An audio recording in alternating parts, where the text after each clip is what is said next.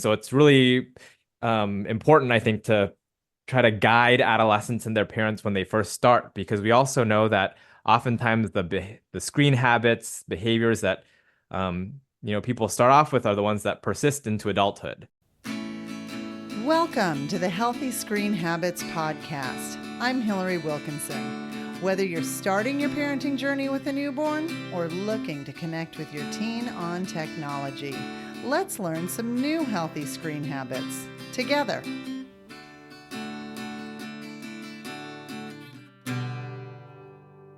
In this era of technology and digital media, there has been growing concern surrounding the effects of screen use behavior in children and adolescents.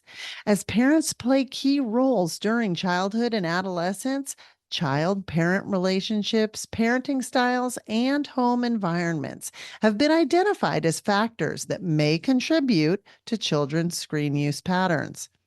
I'm reading from an article titled Associations Between Media Parenting Practices and Early Adolescent Screen Use, found in the Journal of Pediatric Research published by Nature earlier this year. It's so validating and exciting to see research, funding, and most importantly, data supporting the field of digital wellness and parent education. Today, I went right to the source and am speaking with the lead author on this article. Welcome to Healthy Screen Habits, Dr. Jason Nagata. Thank you so much for having me. Jason, you are really kind of a really big deal with over 300 articles having been published in academic journals. Your research is covered by major media outlets like the New York Times, NPR, CNN, and now most excitingly healthy screen habits. Seriously, you're an absolute powerhouse, and I'm going to take a little Simon Sinek moment here and ask you, what's your why? Like, what drives you? Why do you do what you do? Yeah, thank you so much for having me. And yeah, it's really great to join this esteemed podcast. Uh, I actually have to say that my background is as a pediatrician, I specialize in adolescent health. And actually, more specifically, I care for adolescents with eating disorders. And unfortunately, sometimes these teenagers will restrict their food intake so much that they actually can have pretty significant medical consequences and have to be hospitalized. Clinically, I work in our inpatient unit for eating disorders, where we have some of the unfortunately sickest children and adolescents with eating disorders who have to be hospitalized for medical instability. And I will say that actually that was my primary research focus for many, many years. And when the pandemic hit, we did see a doubling of eating disorder cases, unfortunately, with the perfect storm of social isolation and disruption of activities. And I think there were also a lot of weight concerns. When children were kind of in lockdown and unable to do a lot of in-person activities, we also found that screen time more than doubled. And and I really saw how screens in particular both worsened some of our patients with eating disorders, and also some of our patients with eating disorders really used screens and social media and devices in a way that really impeded their care. We would actually have teenagers in the hospital who were really significantly ill, who would use their phones and devices to try to share tips on how to game the system to try to continue to, hide food to, really disrupt their medical care. And it, I think, was a big wake up call for me for some of the ways that screens can really harm our youth, particularly those already with pre-existing mental health conditions like eating disorders. And so that really drove me to better understand links, particularly on screens and social media and eating disorders. But then I've more recently brought into other mental health and physical health sort of areas. Yeah, yeah. Well, I'm grateful you've made that jump from seeing what you were seeing in kind of like, the physical health realm, and then linking it with the screen usage, because I'm so grateful, like I said, for the data and the research coming out now. And you referenced the in-person clinic. Can you share where you're at? So yeah, I'm a pediatrician and a professor at the University of California, San Francisco. So I practice at UCSF Benioff Children's Hospital in San Francisco. Excellent. And because of your proximity to Silicon Valley, I think it's important to recognize that the funding for your research is not affiliated with any tech platforms. In fact, like I kind of double clicked on your research, and your funding has come from the NIH, Doris Duke Charitable Foundation, and you use data from the ABCD study, which is a study on adolescent brain cognitive development, which collects annual data on the health and cognitive development of over over 11,000, 12 to close to 12,000 adolescents from 21 different geographically diverse sites across the US. And I mentioned this as we were speaking earlier before I hit record, because anytime I talk about tech in the Bay Area, people often make a leap toward assuming, where funding is getting. So I wanted to clear the runway for your research. One of the things I was really excited to see in your article is its focus on adolescence, because this age group has a tendency to kind of get overlooked. And there's a big focus on early child development and teens, but not necessarily this middle group. So when we're talking about adolescence, what specific ages are we talking about? Yeah, first of all, thank you so much for highlighting the under recognition of adolescence. And the formal definition of adolescence from the World Health Organization is really 10 to 19 years. But I will note that the ABCD study, this adolescent brain cognitive development study, starts with 9 to 10-year-olds, so really right when they're about to become adolescents, and follows them every year. But it's still ongoing. So we actually only have data from the first 5 years of the study that we've published on. So these studies are really focused on early adolescence, so really like 10 to 14. And I do think that this is a really important period, because we do know that the use of this is often the time period when children get access to their first phones or devices. We also do know that the minimum age requirements for social media are 13 years. So around that time is when a lot of people start getting their social media accounts, although we also know there are many youth who, even younger than that, have accounts. But I do think that this early adolescent period that we're studying is so important because yeah, all those factors. And also just with normal growth and development, people are starting puberty. There's a little bit more sensitivity to their peers, to their own body image. And so it's a really important time when, there's a lot of growth and development, but there's a lot of risks related to, body image and mental health. Yeah, yeah.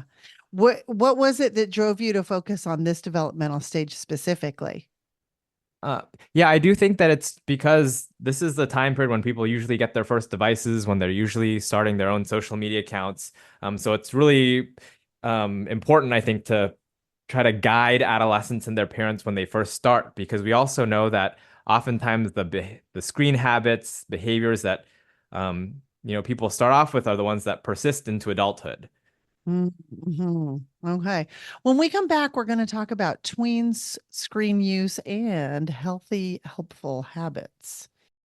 Diving into the world of smartphones can be a wild ride for kids and parents alike. Whether your child is getting their first smartphone or has had one for a while, chances are they're still figuring out the do's and don'ts of using a smartphone wisely. Our book is here to help. Healthy Screen Habits for Tweens and Teens, a training workbook to help you use your phone wisely, is the tool your child needs to navigate life in the digital world. From tackling poor phone etiquette to addressing social media anxieties and online safety concerns, we have your child covered. Written especially for adolescents, we've put together all the information, tips, hacks, and rules to ensure that your child's phone is a useful tool that they control, not the other way around. We explain the whys behind the rules of phone use. We show your child the possible traps and dangers to watch out for, how to prevent them, and how to fix them if your child has made a mistake. We give your child the 5 core healthy screen habits to use daily, protecting them from some of the worst mistakes tweens and teens make while using their phones. This workbook will teach your child how to use their phone as a tool to help them do great things in their one amazing life, and it will make your life so much easier at the same time. Packed with colorful graphics and easy to read content, this resource is a game changer for kids. Don't miss out. Buy your copy of Healthy Screen Habits for Tweens and Teens on Amazon.com today. I'm speaking with Dr. Jason Nagata. He researches the health consequences of adolescent technology and digital media use. This includes eating disorder, cardiovascular disease risk, and sleep disturbance. He's the recipient of the American Academy of Pediatrics Emerging Leader in Adolescent Health Award, and today is teasing apart some of the details in a recent article in the Journal of Pediatric Research published by Nature. So let's talk about how media parenting practices influence problematic adolescent screen use. So kind of a lot of words there, but I feel like first I feel like we all know what problematic adolescent screen use looks like, but because I kind of strive for clarity and I don't want to make assumptions, can you define, based upon what you wrote, can you define problematic screen use in adolescence?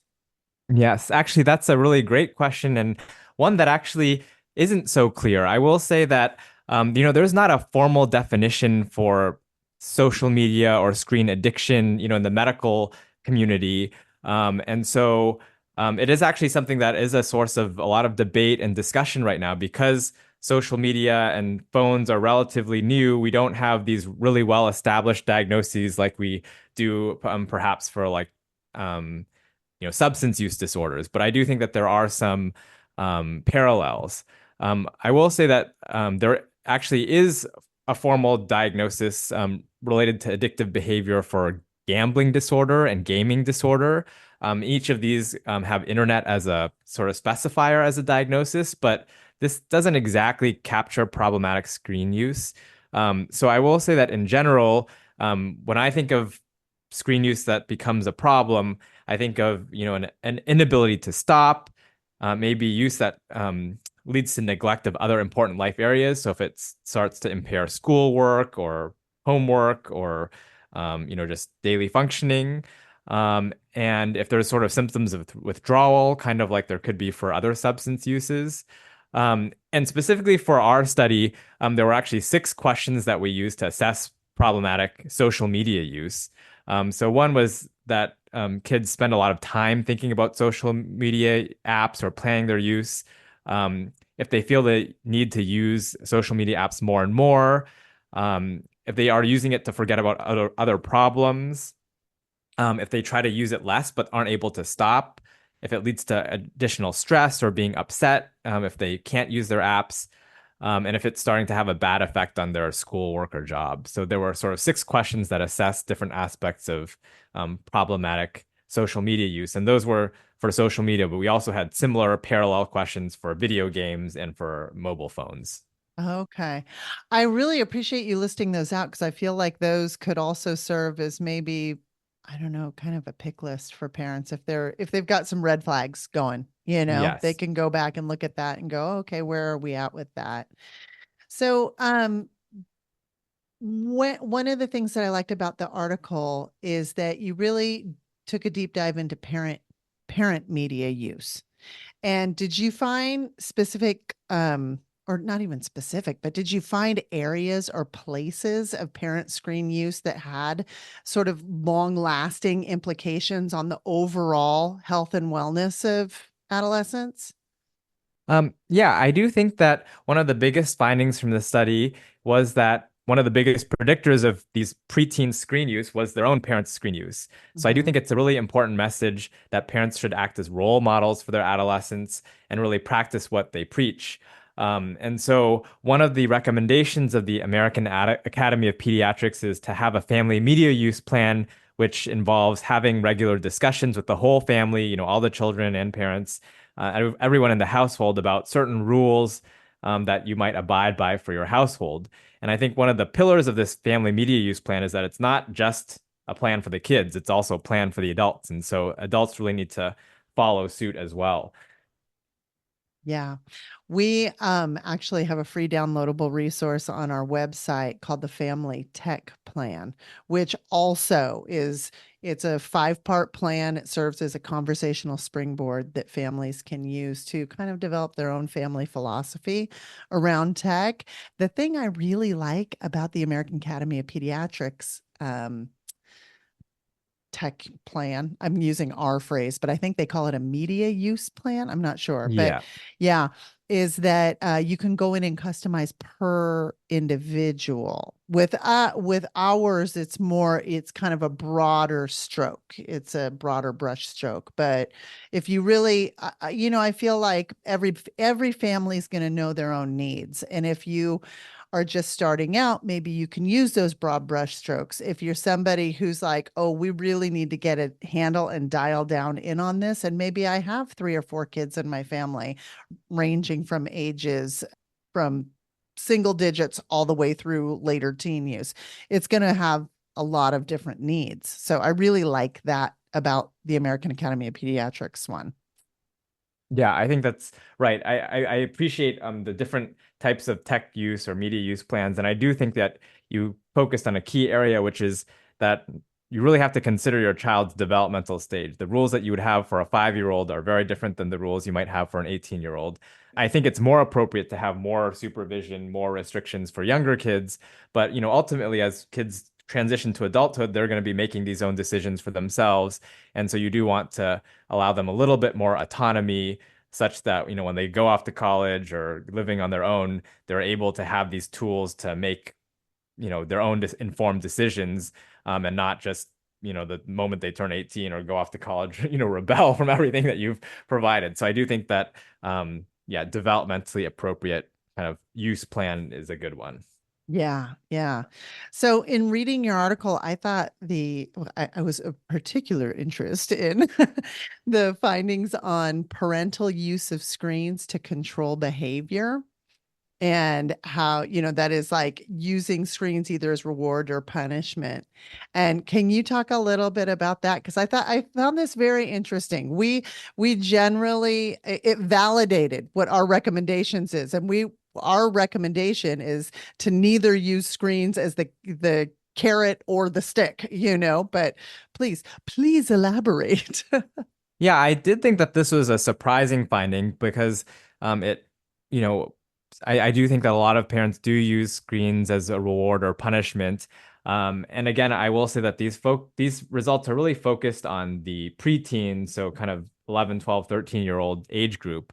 Again, when, early adolescents are becoming more independent. They're trying to have a little bit more autonomy. They're actually, in many ways, trying to break free of their parents.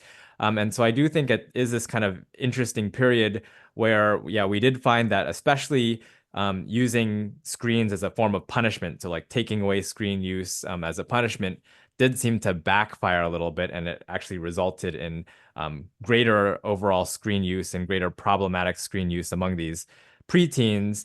And I do think that one thing that is important to note in this media use plan is it is important to really get buy-in from everyone if possible, because teenagers are very tech savvy and in many cases more tech savvy than parents are.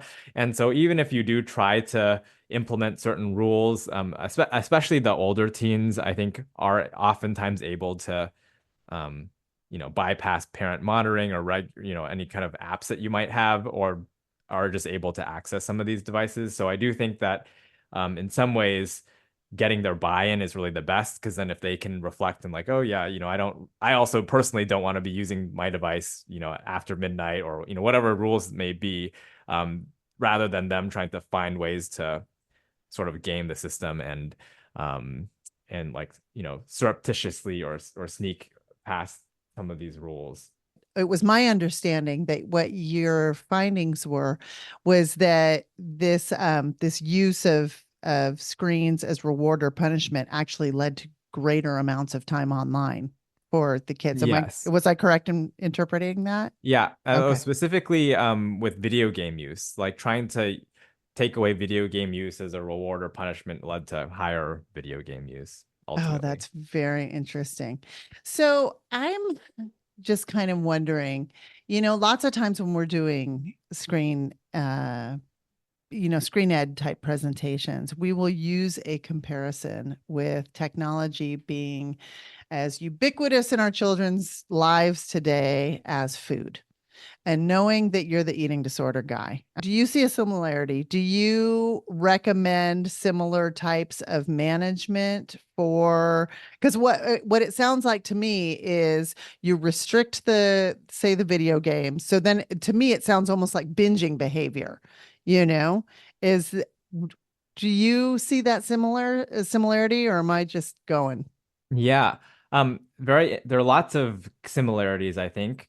I think the first similarity that you noted is that, yeah, to some extent, tech, digital media is here and here to stay and is not going to go away. So, to some extent, for our children and ourselves to really be functioning members of society, we need to have some amount of digital literacy. We need to know how to use computers and phones, and they're kind of essential for communication, for homework, for regular work.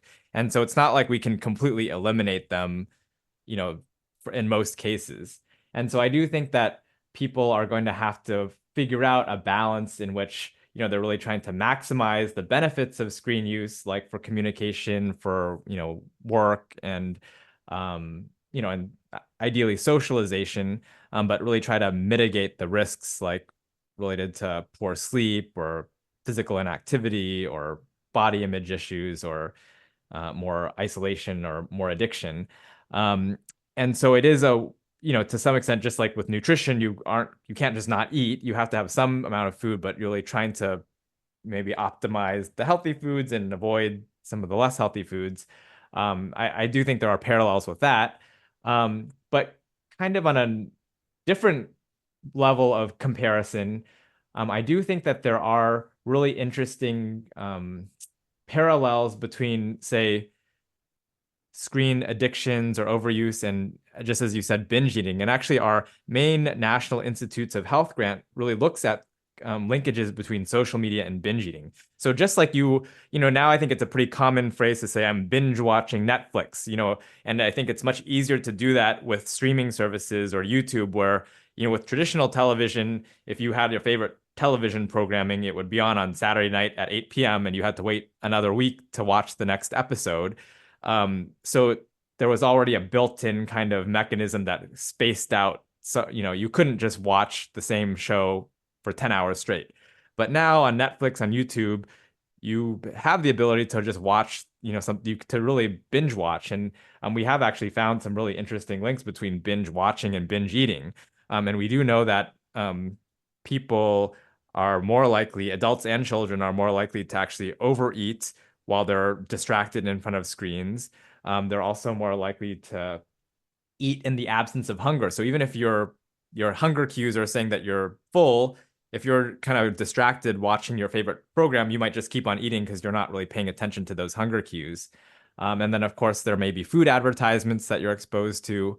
And so, yeah, there are kind of really interesting links, I think, between the binging behaviors, whether it's binge watching and binge eating. And on the other hand, that's sort of on the overeating front. And we actually have done studies in the ABCD study linking, unfortunately, yeah, more social media and streaming to more higher risk of binge eating disorder for early adolescence. And also linkages with basically more screen time and less nutritious foods. So you're more likely to eat junk foods or sodas or sugar sweetened beverages, and potentially due to the food advertising and some of those mechanisms. But on the other hand, there's a lot of weight loss, eating disorder content on social media that also leads to different types of pressures. So for some teenagers to really be very conscious about their bodies, even though we know teens are already, more self-conscious as they're going through growth and development. And so having constant comparisons to sort of unattainable body ideals can also lead to people feeling worse about their bodies, then engaging in disordered eating behaviors, and sort of going on the opposite spectrum. And so I do think that there's also kind of similarities, whereas like with nutrition, there's issues with eating too much in excess, and there's also issues with eating too little. And that I think, I think sometimes with the media, sort of the media diet, there's a lot of people do excess, and then people also try to go into these cycles where they're like going to take a screen break and completely abstain from it for periods of time. Yeah, do a So I do think, fast or something. yes, Yeah, yeah, I agree. Yeah, we'll often use the analogy, like when we're speaking with younger kids, we'll talk about like digital candy versus digital broccoli or digital protein, and try and get kids to think about content as well, I mean, that's the yeah, tricky part of it is it's not all screen time is equal, just like not all food is equal. So yeah. it's very difficult. So you've like I said, I've listed out all of your publications, your research, etc. And this is a really big question, and I know we've got a little amount of time for it. So I'm just going to ask you, and if it's too big, you can say, but what would you say do you see as the biggest digital threat to healthy development for adolescents? Um, I think that to me, one of the biggest effects of screen use is sort of this displacement hypothesis, which is, if we know in our ABCD study, we know that on average during the pandemic, these preteens were spending 8 hours of the recreational screen time like on screens. Like, so that's not counting schoolwork or homework. And I think if you're spending that many hours in front of your device, even if the content is okay, that's still time that you're not being physically active, and it's also time that you're not sleeping. And so I think one of the biggest direct threats is really the impact on sleep. We already know that more than a third of teenagers don't get adequate sleep. And I do think that that problem is being exacerbated because devices, particularly use of devices at bedtime, can really get kids to sleep later, and then they get Mhm. less sleep, they get poorer quality sleep, and that can impact their learning, their mood, and just their overall growth and development. So I do think one of the findings of this study was that more uh, parent allowance of screen use at bedtime was also related to greater problematic screen use. So I do think that within your tech plan or family media use plan, it might be a good, one thing to consider would be to try to really um, wind down screen use at least an hour before bedtime. And we actually did find that having devices outside of the bedroom entirely was the most effective. But if you have to have the device in the bedroom, turning them completely off rather than just on silent and vibrate was even more effective. Because I think even if they're on silent or vibrate, it's easy to check overnight. And, if kids get messages overnight, then they're activated again and kind of Yeah. messaging. Yeah, yeah. And that actually speaks to, well, we have 5 core habits. And the first core habit is to give your phone a bedtime, which means, power down at a certain time. And the fifth core habit is to charge outside of your bedroom. And we stand by that firmly. So I feel very validated having one of the lead researchers back us up on that. We have to take a short break, but when we come back, I'm going to ask Dr. Jason Nagata for his healthy screen habit. Did you know anyone in a U.S. state, territory, or tribe who needs suicide or mental health related crisis support, or who has a loved one in crisis, can connect with a trained counselor by calling or texting 988? 988 is the easy to remember number that reaches what is commonly referred to as the Lifeline, a network of more than 200 state and local call centers funded by the U.S. Department of Health and Human Services. Formerly known as the National Suicide Prevention Lifeline, the full name has changed to the 988 Suicide and Crisis Lifeline. 988. It's the 911 for mental health. I'm speaking with Dr. Jason Nagata, whose own ongoing mission is to provide guidance for adolescents, parents, and pediatricians for optimizing adolescent screen use. Jason, on every episode of the Healthy Screen Habits podcast, I ask my guests for a healthy screen habit. And this is going to be a tip or takeaway that listeners can put into practice in their own home. What's yours? So we already talked a little bit about screen-free times, including right before bedtime. And I think another really important time to consider as a screen-free time is actually during family meal time. We've already talked about some of the linkages between screens and nutrition and potential eating disorders. And so I do think that, and this actually was backed up by the same study, we did find that the less parents allowed for screen use at mealtime, that was associated with less problematic screen use and less overall screen time. I do think that there are a few benefits of having screen-free meals. One, if you want to really just have conversations and check in with your children, mealtime is the perfect time to have a conversation, check in about the day. And if there are any screen issues that come up, like cyberbullying or body image issues, it might be one of the key times when you actually can have a face-to-face conversation with your children about some of these issues. I think it also means that you're not likely to be distracted watching TV or, other videos that, as we mentioned, could lead to overeating or undereating.